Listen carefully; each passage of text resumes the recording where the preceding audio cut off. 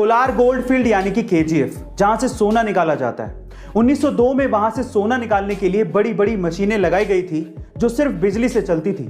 लेकिन प्रॉब्लम यह थी कि 1902 में इंडिया में कहीं भी बिजली का उत्पादन होता ही नहीं था। तब पहली बार इंडिया में हाइड्रो पावर प्लांट लगाया गया था जिसका नाम था Kaveri electric power plant.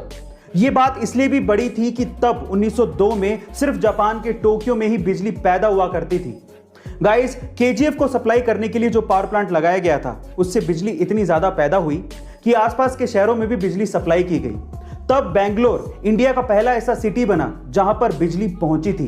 Guys, आपको ये इंफॉर्मेशन क्या पहले से पता थी? और अगर नहीं पता थी तो कमेंट सेक्शन में जरूर। टोक्यो ओलंपिक में दिए जाने वाले gold, silver and bronze medals भी कुछ खास तरीके से बनाए गए हैं। कैसे, मैं आपको बताता हूं। एक्चुअली इसके लिए 2017 से ही एक कैंपेन चलाया गया जिसमें वहां के लोगों को यह रिक्वेस्ट की गई कि अगर आपके पास पुराने इलेक्ट्रॉनिक गैजेट्स जैसे कि लैपटॉप, स्मार्टफोन्स हैं तो आप उन्हें डोनेट कर दीजिए। लोगों ने इसमें बढ़ चढ़ के हिस्सा लिया जिससे 78,000 टन यानी कि लगभग 63 लाख से भी ज्यादा लैपटॉप्स एंड स्मार्टफोन्स इकट्ठे किए गए।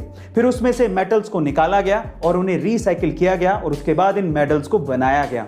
इस प्रोजेक्ट को टोक्यो 2020 मेडल प्रोजेक्ट का नाम दिया गया था। गाइस, 21वीं सदी का इंसान तरक्की तो बहुत कर रहा है लेकिन उसकी मोरल वैल्यूज घटते जा रही हैं। मान लीजिए कि अगर ऐसे ही किसी का सामान कहीं पे छूट जाए या फिर किसी दुकान पर दुकानदार का ध्यान थोड़ा सा भी भटक जाए ना तो लोगों का ईमान डोल जाता है और बहुत से केसेस में तो चोरियां भी हो जाती हैं। लेकिन मिजोरम में ऐसा नहीं है। मिजोरम में आपको बहुत सी ऐसी दुकानें मिल जाएंगी जहां पर दुकानदार होते ही नहीं है।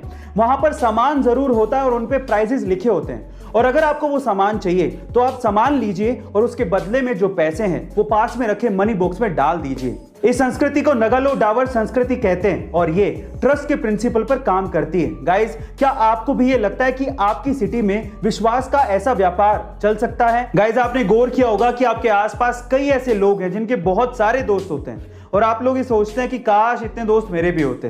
पर सवाल यह है कि आखिर इतने दोस्त बनते कैसे? दोस्त बनाए कैसे जाते हैं? उसके तरीके क्या हैं?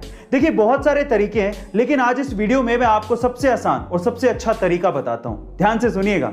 देखिए, एक स्टडी के अनुसार यह कहा गया है कि अगर आप किसी से बातचीत कर रहे हैं और उस बातचीत में आप सिर्फ 20% ही बोलें लेकिन 80% उसकी बातों को सुने तो वो बंदा शायद आपका दोस्त जल्दी बन जाएगा।